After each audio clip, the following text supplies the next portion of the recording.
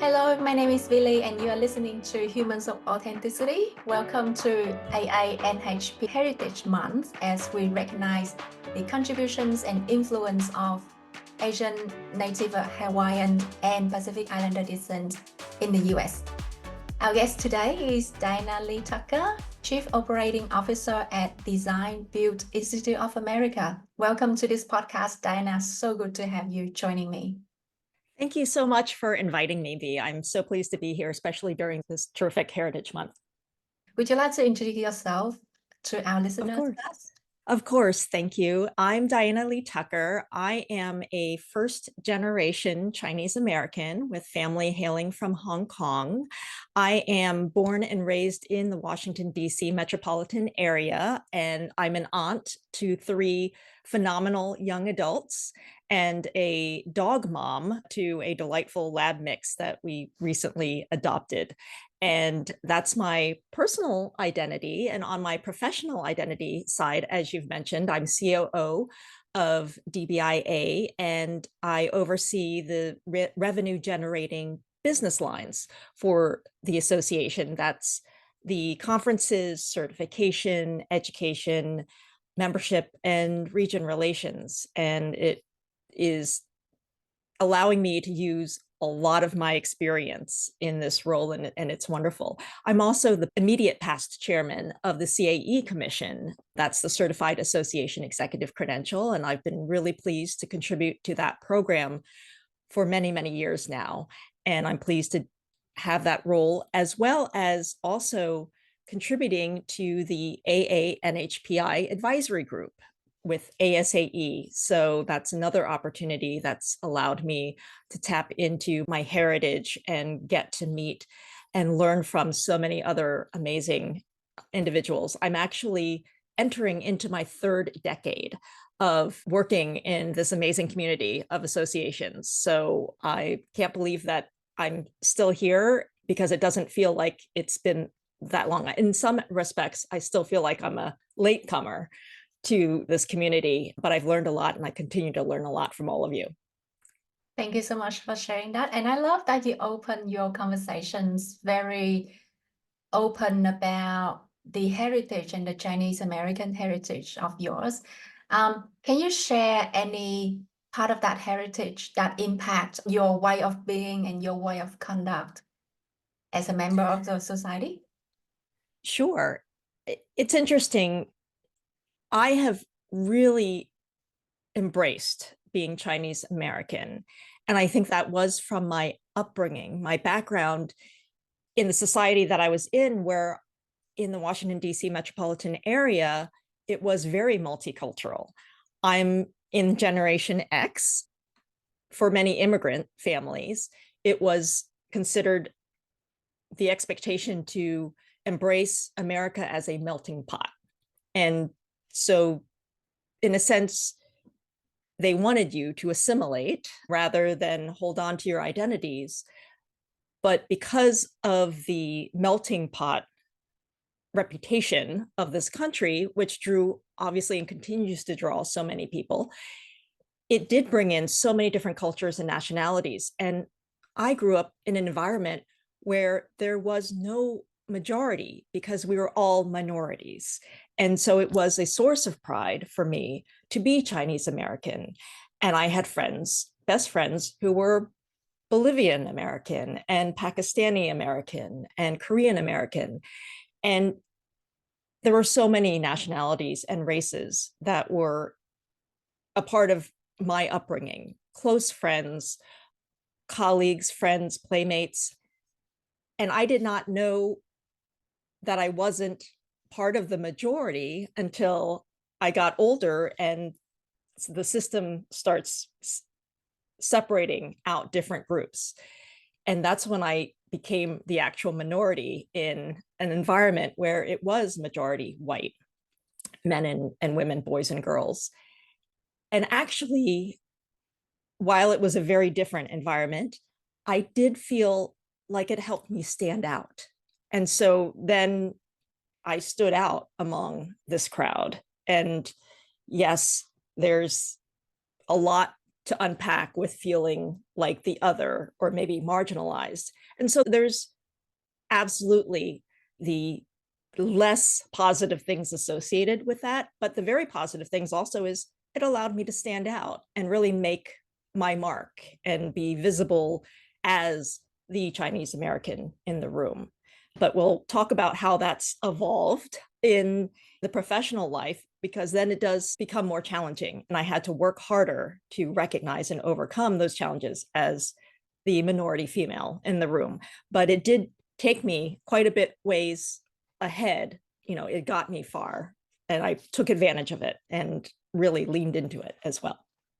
This is so inspirational. You mentioned earlier they want you to assimilate rather than hold on to your identity. Was there a story that you can share with us to bring that to life a little bit? This is a classic example when the community trying to adopt a new member of the community who doesn't look like us. Absolutely. And it might not be one specific story so much as my lessons learned from the stories that I've accumulated. When I say the culture was to assimilate, and now having learned a little bit more about the principles of diversity, equity, and inclusion and accessibility, we recognize now what it was, the microaggressions and the unconscious bias.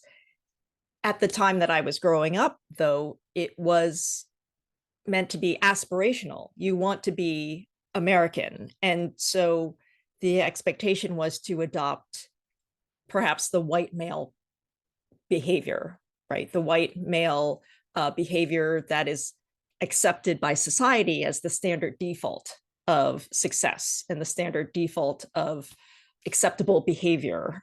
And it can be difficult as a minority female, as an Asian Chinese American female, to naturally embrace those because we didn't grow up with the same privilege.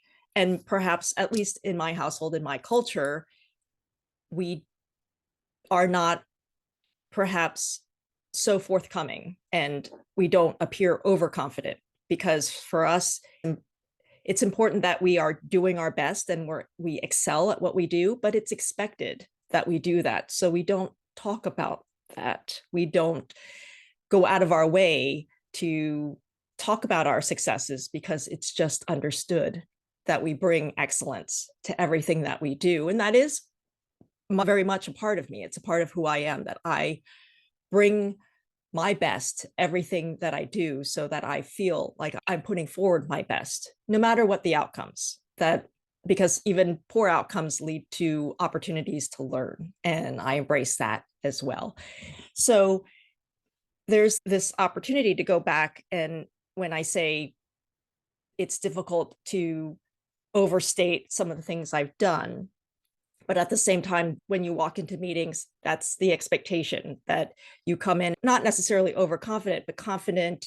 And expectations are that if you allow yourself to listen to others and invite perspectives from others, even if they're those who report to you or those with whom you're negotiating, there's this perception that you're approaching from a position of weakness because you're open to that, and that you're allowing that person to perhaps hold a higher position in this negotiation or conversation. And I don't feel that way. I feel that it is an inclusive environment. And that's not to say that it's going to change my approach or perhaps my opinion, but I need to be able to be open to learning from others. I know that I don't know what I don't know. I think that that is acceptable because I don't rest on that. I don't leave that alone because I am very much interested in constantly learning. I am always wanting to do better and enhance myself. So do I have experience in strategic planning or educational course development or XYZ? But I can always do it better. And the world evolves and changes around us. So I need to keep up with what everyone else is doing as well. You're bringing so many interesting things to the table. Our colleagues are bringing terrific, innovative ideas to the table, and I want to learn from that too. So I think this is a long way to say that assimilation has asked us to perhaps hold to a standard that might be different from who we are. But I think that who we are still comes out, and we can still be self-aware and use what we can to our advantage, but also be sure that we're holding true to our principles and what's important to us. This is where I find it fascinating between assimilation and hold true to who we are. And this is one of the questions I ask my guests when we get to this area.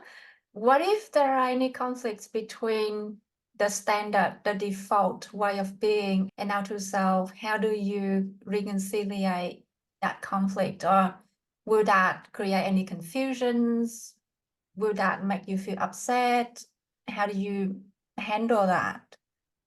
That's very interesting. And I think this goes into the second part of our conversation, because that's also part of who I am, in that it's hard to say, how do I reconcile that? Because it goes back to, am I doing the best with the information that I have at this time, with the situation that I'm in, the circumstances that might come as a result? And I have to assess all that and come up with the best response scenario. So it's a give and take. Sometimes it's going to be a very positive win, and sometimes you say, ouch, that was a step backwards, and it helps to be resilient and move forward. So I think that like going through the interview process, going through a search process just to find a new job,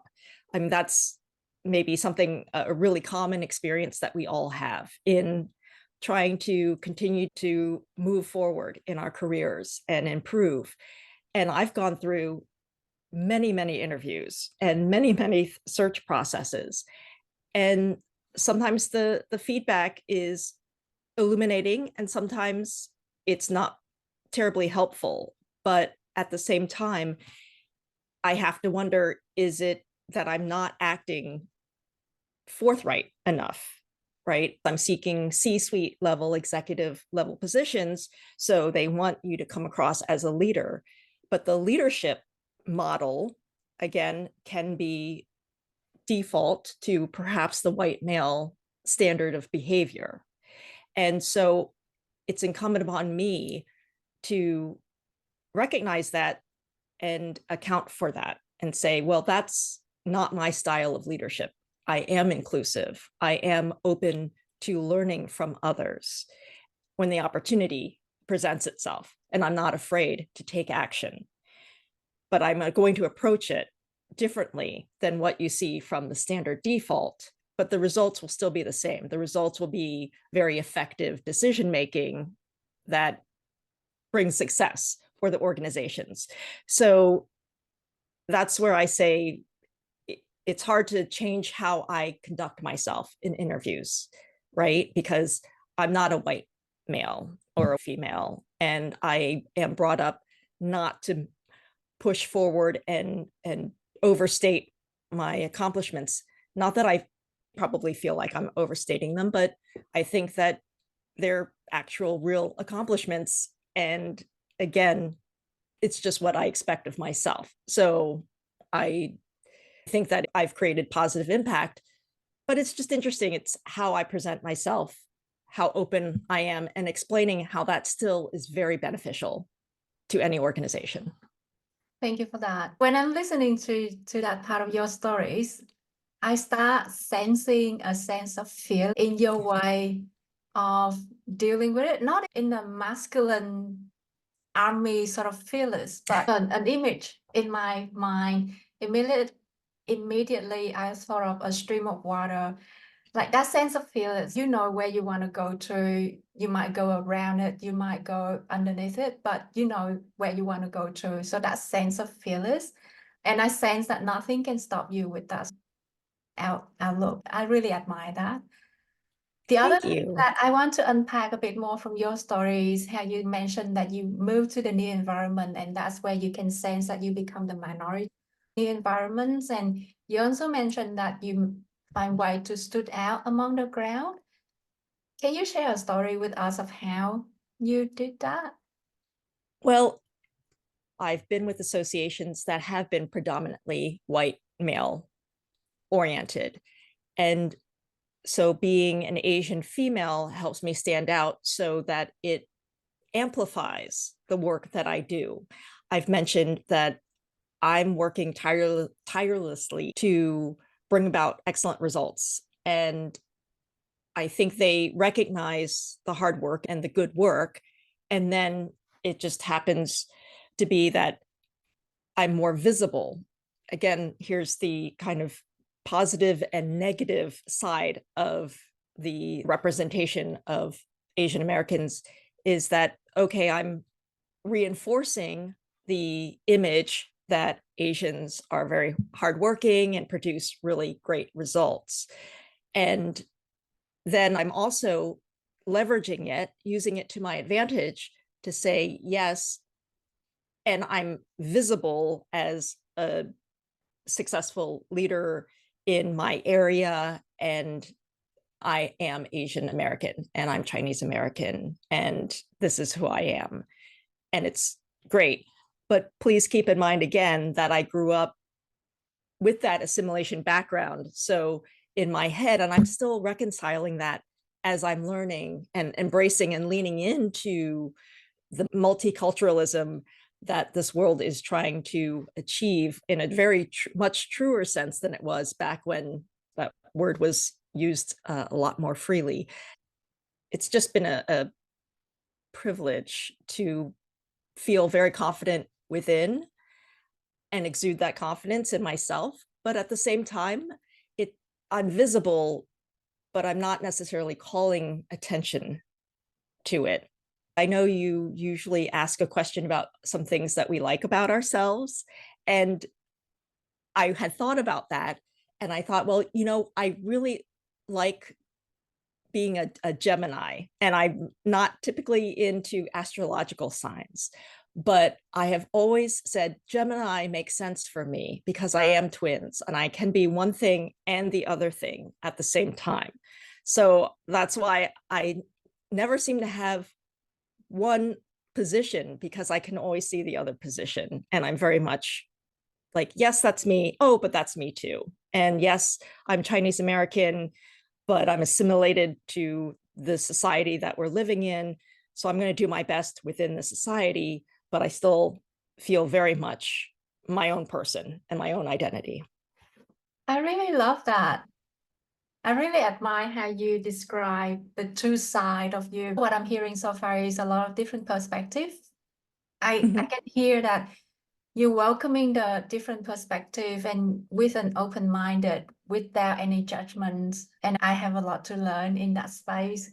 Let's get to that question. You told me about the first thing that you like about yourself. What are the other two things that you love about yourself? Oh, yes. I've already brought up being Chinese American. So I do love that part of me. I like being the Gemini, the twins mindset. And I really like to keep learning. I think that is part of, again, that commitment to excellence and commitment to being the best that I can be. And that person is not static. And I can always learn from you and from everyone in the room.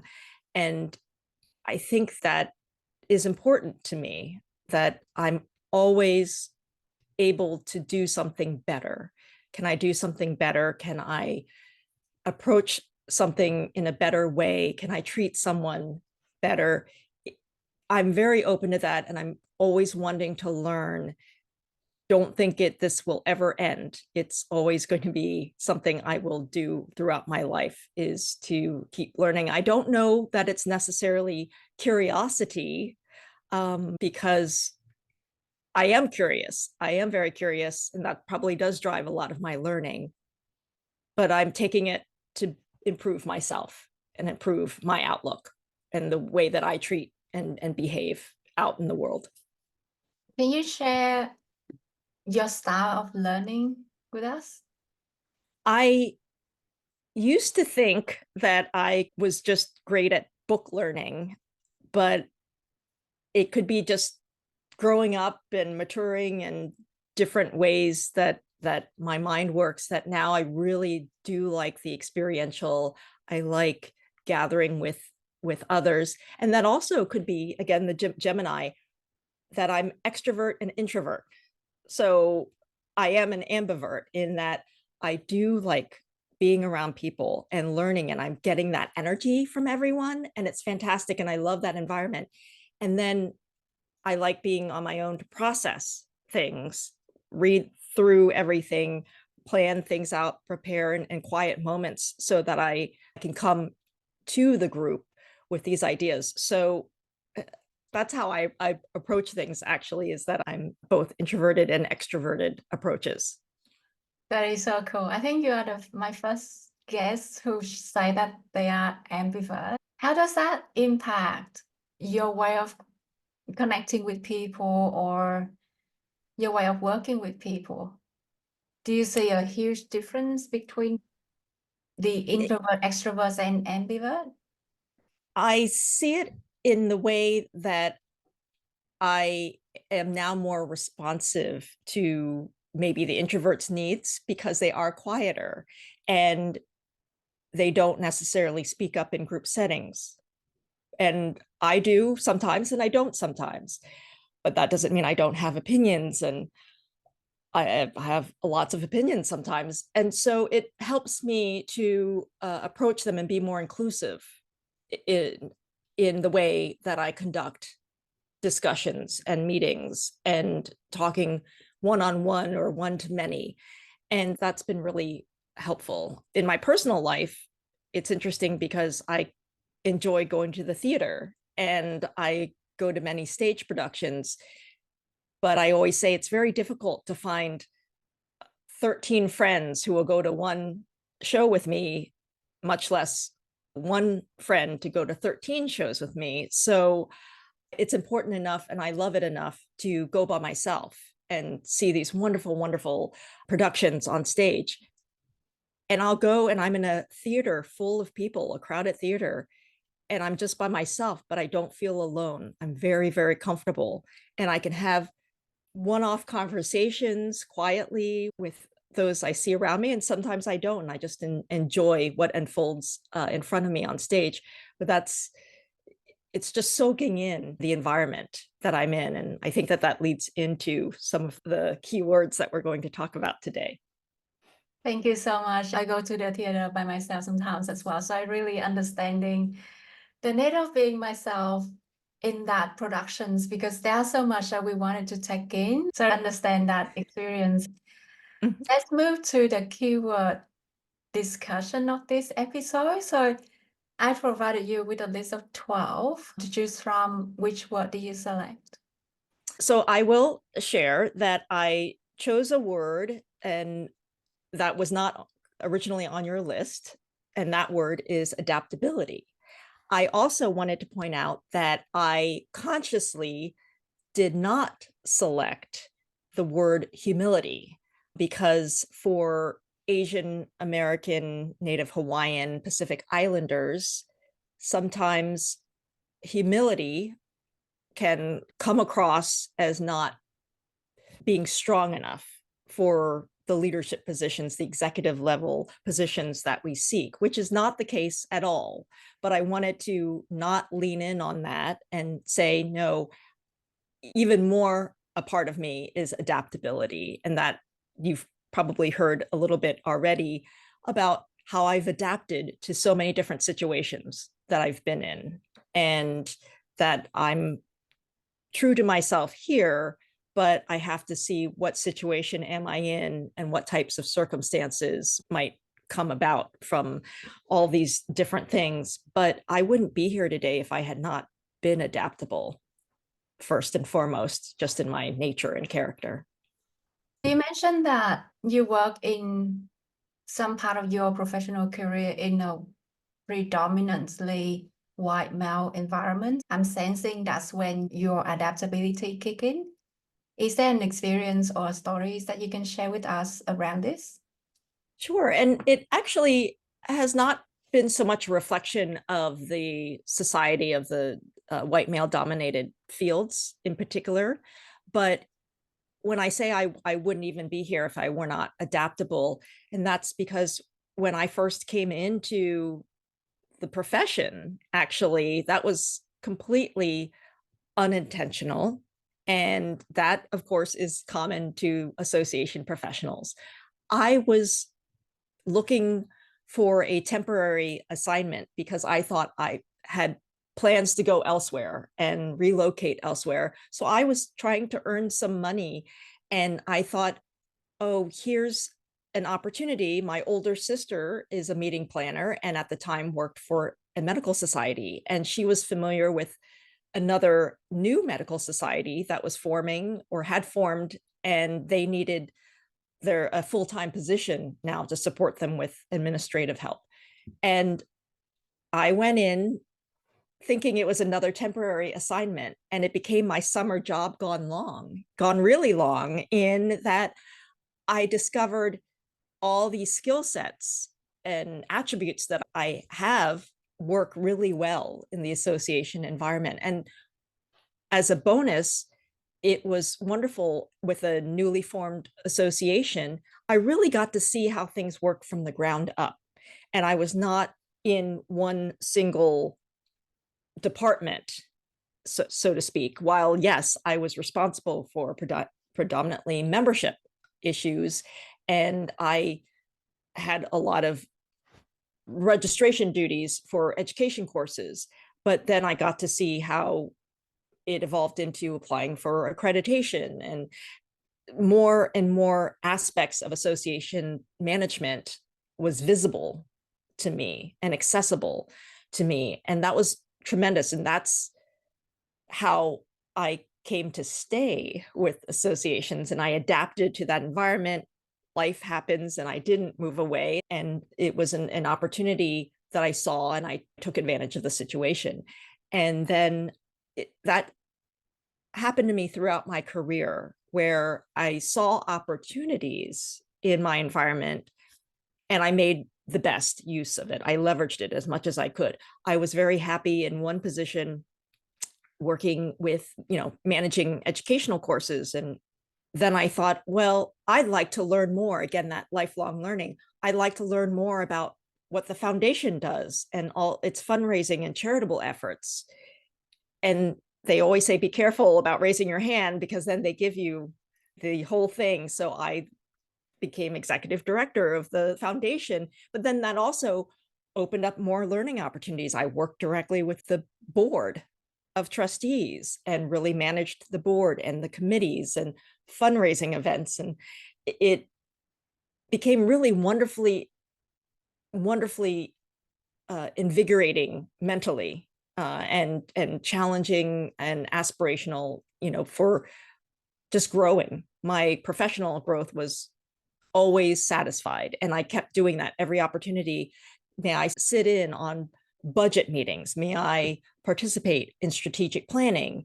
And soaking in all of that really helps enhance all my skills as an association professional. And that just kept happening. I didn't think I wanted to go back necessarily into membership. I was quite happy with the foundation and education. And then the association wanted to create a whole new position dedicated to really chapter relations, which also would include membership. And they recruited me, in a sense, right? The board members came to me and said, Diana, have you thought about this? And I said, well, since you're telling me about it, it sounds like I should really consider it, when I had not before. So again, I said, I'm going to adapt and I'm going to keep learning and say, okay, we have not had component relations, professional in that association, nor a real concerted campaign to develop component relations. So again, ground up development of a whole new program of average 50 chapters across the US and internationally. And that was amazing learning opportunity. That's It just, yeah, it's great. And like, that's the sort of thing that I'm saying I adapted to the situation. And I know I did spend a lot of years at one place because you have to also adapt to what's going on in the world when things happen. It's like, this is not a good time to leave or try and do something else. But where can I keep learning and how can I keep growing while I'm in the situation? For example, there were a number of financial crises that, came along that did not make it a good economic decision to possibly just throw myself out into the job market. So how can I make the best use of my time where I am? And that's when I say adaptability is key to why I'm here today. Thank you for that. There is so much that I love in that stories. I remember my first job in association was to reorganize a stationery cupboard. So I resonate a lot with the starting point of your journey. I also love how you mentioned about you saw the opportunities and make the best out of it. When opportunities is presented to us, I think abundantly, but I do want to recognize the way that you deal with it, then turn it to something meaningful and better for you. I also love how you are willing to ask, to be involved, and to be more involved. And I think, I yeah. No, I agree. I think that again, Asians are not seen as trying to press it, or it can be seen like maybe we're being too pushy. But I think that I was in an environment where they recognized the contribution I was making, the value that I was creating, and they were supportive of wanting to see me grow as well. And so that really helps that you make your case, but I made my case, but I had backup. They knew my work and they understood that it was not something frivolous or something that I would take it very responsibly. And I think that spoke volumes to the leadership of the people that you were working with at the time. So if you reflect back on that journey, what are the one or two things that you're most proud of during that journey? I think that it is creating and really building a lot of core infrastructural pieces for the organizations. And when I was with the foundation, they went from what they themselves kind of called a bake sale mentality and fundraising to really bigger capital campaign impact driven fundraising charitable works. And that was huge in elevating, making that jump in the curve to the next level. And with component relations, it was bringing an organization that was not aligned in the most efficient way and really creating that synergy and that infrastructure in place that amplified the effects, the impact of the entire organization, right? So that the pieces were really contributing to the whole.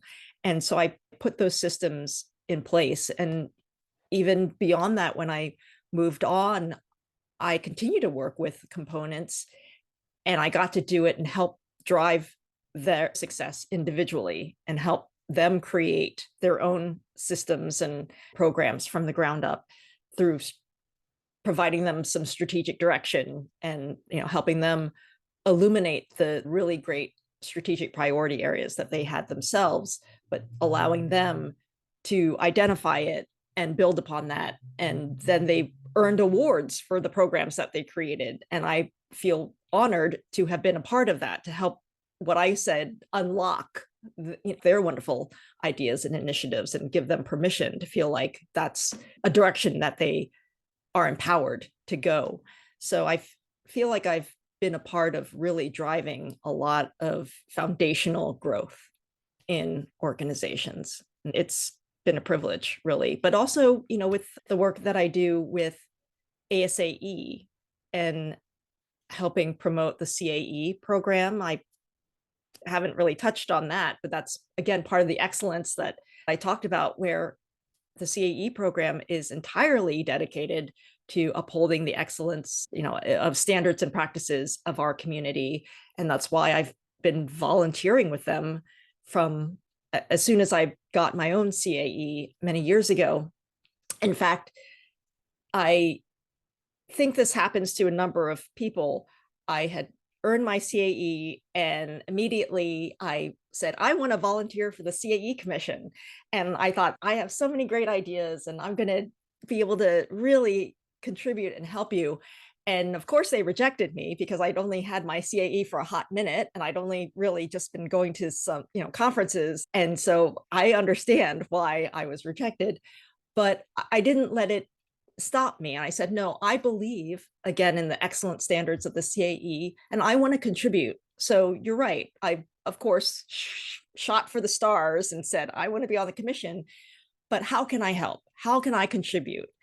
And that's what led me to the CAE item writing committee. And then that led me to the CAE exam committee. And then I said, okay, well, now I feel like I really have that contribution and value to bring to the CAE Commission.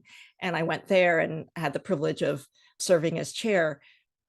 But it all started, right? I adapted. I said, oh, okay, so I shouldn't just join the commission with 2 seconds of CAE experience, but I stayed true to my principles. What was important to me was the learning and the standards. And I said, well, then I can contribute in other ways. How do I adjust and adapt? And it moved me in a different direction to get to where I wanted to go with the CAE Commission as well. Remember how I say I visualize you like a stream of water going around? And I think this is another perfect example of that. You know where you want to get to, you want to join the commissions, and you don't accept no for an answer, and then you go different route that get to you to the same place. This is really cool. I also like how you mentioned the earlier of this story that you put in place the infrastructure for the organizations. What I've learned from that is really two things. First of all, it's about mindset. I heard that you put in place approach for the organization to focus on their mission intentionally. And I also see the strategy that you put in place, because I know that chapter relations is not as easy as what it is described on papers. And there are just a lot of intricate nuances like the politics, the personality, the agenda, and then put all of that with the strategy of the organization. So I know that there are a lot of delicate discussion and conversations that we need to have in there, but you make all of that sound so, I don't want to use the word easy, but you make all of that sound so achievable.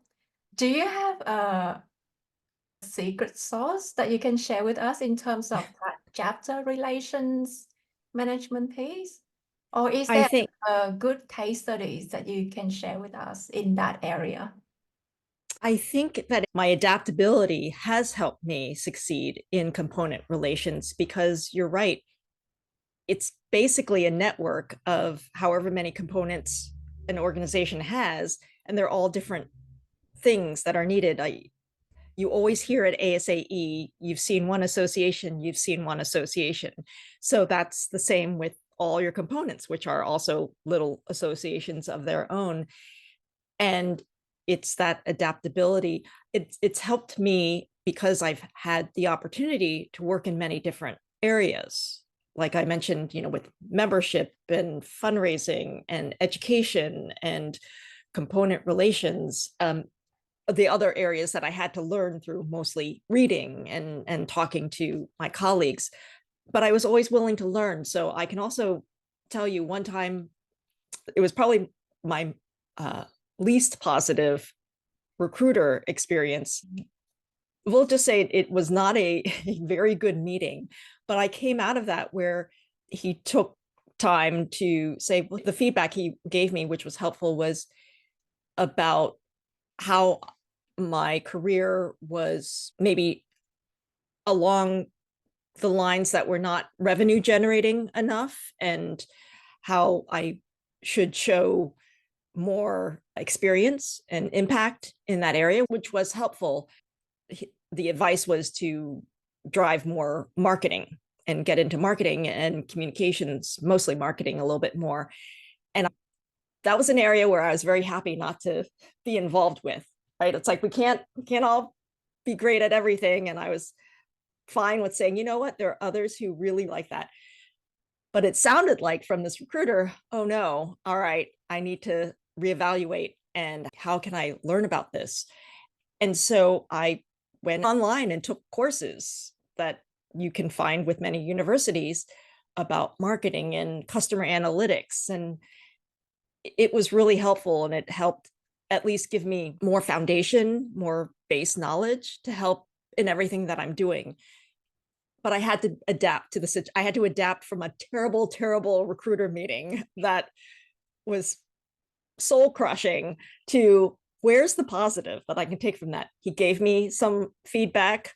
I probably did not take it well at the time that he brought it up, but it was very valid information that I should look at. Again, being very open to it. I might not have liked the delivery, but the message was very, very valuable. And how can I adapt and grow in, again, I'm very happy to leave marketing to the marketing professionals, but I wanted to just be clear that I'm being open to continue to learn, because it's helped in my conversations in component relations, because there you are a mini CEO to all these little components. You have to be able to advise them on governance in, events, a lot of meeting planning and, program development, advocacy, all these things that in order for them to succeed, you have to be able to be that guiding leader. And so I think that my broad experience has helped in that area. And it's been interesting. At my previous organization, I would run some consultancy type programs where it was a chapter that might be underperforming, not that it was necessarily doing poorly, but that it actually was under leveraging its strengths, and how could we really capitalize on that. And I would go out and have these meetings and then really listen to every individual board member and key stakeholder, and listen for the common themes, and like a consultant, prepare this report saying, okay, these are my key areas that I'm hearing that resonate the most, both good and bad, with your organization. And here's the list of solutions and opportunities that you can leverage, either by developing or leveraging from the resources that you have, and really drive success for them and help them take it from, one level, and again, jump that curve to the next level. And that's really gratifying to see that, to say, all my 30 years of association management is really helping one organization at a time. But it's a wonderful opportunity to help those components in that, really this deep dive consultation practice, because we're all so deep in our own associations. They're so deep in their own chapter, and for them it's their volunteer role. It's not their day job. So they really love that guidance from someone who can help them connect the dots, right? As a component relations professional, you're helping connect the dots from different volunteers who don't spend much time on the organization, to how to connect them with others in their network to strengthen the overall association. So it's been great to work with components a lot. And that's outside of the CAE program, I've spent a lot of time supporting and volunteering with components as well. That is really cool. And I sort of seeing a blueprint for how to manage components and how to improve chapter relations here. I'm hearing a lot of understanding of the strategy of the organizations, and then talking with these heads of chapters and components to understand their own priorities, and then kind of marriage that with the organization strategy, and then help them with connect the dots and help them putting in place facility and infrastructure to conduct the activity that they want. So this is cool. I know that when people step up and want to become the head of the structure, they have passions and they want to contribute. But sometimes I also see from the association's point of view, for different reasons, there isn't sufficient resources or clear guidelines so that they can realize what they wanted to do. So I love hearing how you help them realizing their passions. Thank you for that. We are getting to the end of the episode very soon. Is there any other story you'd like to bring up about adaptability? I think actually you had asked me before about reconciling with the society standards and being Asian American. And I had forgotten, but you prompted me to remember this one story. And I talked about how I've been through a number of searches and, job searches and interviews. And I have had great mentors or champions, I should say, who have been happy to support me and serve as references for me. I think it's interesting, though, that as Asian Americans, we can be a little bit more assertive and coach our references as well. And what I mean by that is it occurred to me that I had to think about, well, what are my great champions really saying about me? And perhaps are they expressing their support of me in ways that might reinforce some stereotypes and things that are very unconscious, right? Again, I'm not suggesting that they have any bias, and they absolutely are wonderful champions for me, but it was more about the use of the language and understanding, are they presenting my accomplishments in a way that shows off that I'm a C-suite executive level leader, or something that might fall in line with the stereotypes of Asian Americans, where we're really great workers, but maybe not those leaders. So I think that it's important to be now conscious of it, because it occurred to me that I needed to think about that. And the reason I thought about it was because I was in a hiring process where I was hiring for someone, and I was amazed by a young professional that I was going to hire. I talked to one of her references. He took credit for everything that she did. He took credit for her success. And I understand that as a manager, he absolutely gave her guidance and everything. But there are things that are innate to who we are, right? That he could not have been responsible for her own self-motivation to excel and to go the extra mile and provide wonderful service and great attention to detail. But that was a very interesting realization to hear, that here was someone who championed her, but he took away from her at the same time. And later, because I did hire her, and later when I knew she would be very comfortable and open to this, I let her know, and I said, I'm always going to be a reference for you. Please count me for that.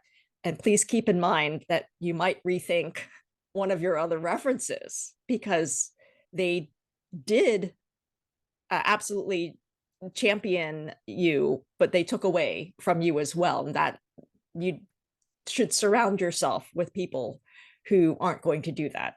And I think that that's a really good message for the AANHPI community as well, that we want to make sure that, one, the language of our champions is reinforcing really the positive traits that we want them to reinforce. And that's okay to say, hi, I've asked you to be my reference. Thank you. Let me share with you, this is what I'm being hired for. This is what I'm being considered for. And I'd like you to illuminate this part of my experience or this part of my quality. So I think it's okay to ask your references to think about your successes and accomplishments in one particular way and be mindful of their language. I don't think they'll be upset about that. I know when my previous reports have asked for references. And if they've asked me, oh, I'm being interviewed for this and I'd like to emphasize this, I say thank you because I don't necessarily remember all those details anymore to the same degree that they do. So it's great to have that feedback. But I wanted to share that piece with the audience as well, just that we're a wonderful community, ANHPI, the association community of all races, colors, genders, orientations. We're all wonderful and we're all just trying to make each other succeed. We want to uplift each other to excel. And so I think that this is just a wonderful opportunity to continue to uplift each other in this way. I really appreciate that. And it's fascinating hearing your story. I've heard a lot about preparing yourself for job interview and preparing our referees. And you gave me another good example of a better way for us to do that. So I really appreciate that. And it's an interesting perspective on this. So thank you. And I also like the part about uplifting each other. And I really feel that strong sense of uplifting in the different ASA community that I've been part of. So really grateful for those opportunity and interaction. Yes, the ASAE, AA, and HPI community, the advisory group has been a wonderful, wonderful source of uplifting support. And again, that's another group that I wouldn't be here today without them. So for AA and HPI professionals in associations, please check out the advisory group. And I know that ASAE has the other affinity groups as well that are doing so much to really be so inclusive of all different segments of our population. And it's tremendous. I'm so pleased to be a part of this community, of all our communities, actually. That's awesome. Just quickly on that, if someone want to join the AA and HBI advisory group, a way for them to do that easily, or how do they go about it?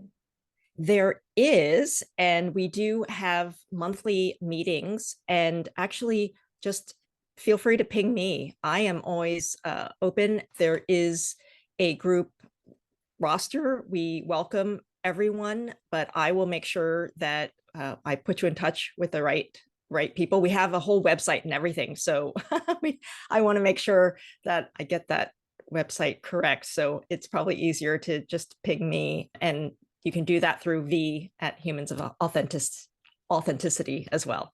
Awesome. I'll make sure I put the website address on the show note, and I'll pop that in the post as well.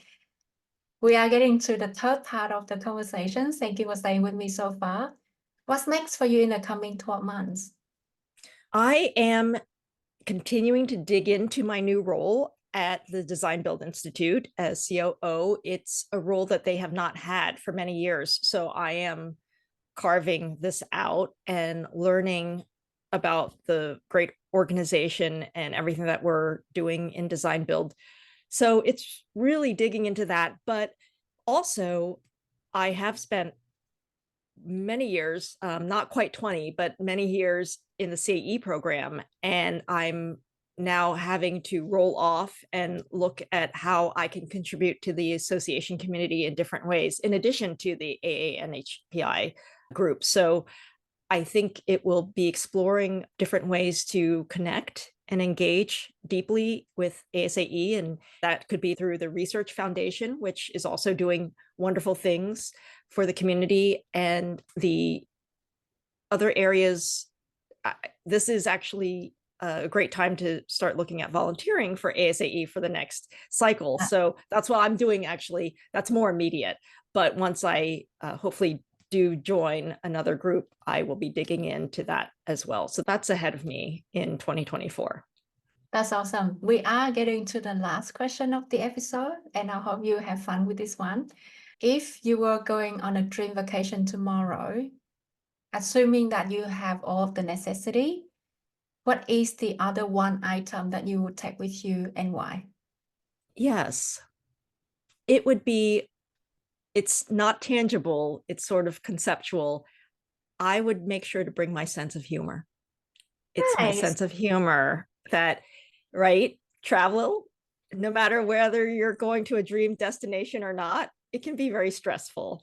And so I think part of the adaptability, part of I usually go with the flow, which is something that lends to adaptability, trying not to get too stressed about anything. So when things don't go according to plan, things that you expect to happen don't happen, or something is closed when it's, you thought it might be, whatever the case, it's having a good sense of humor to say, oh, well, that happened.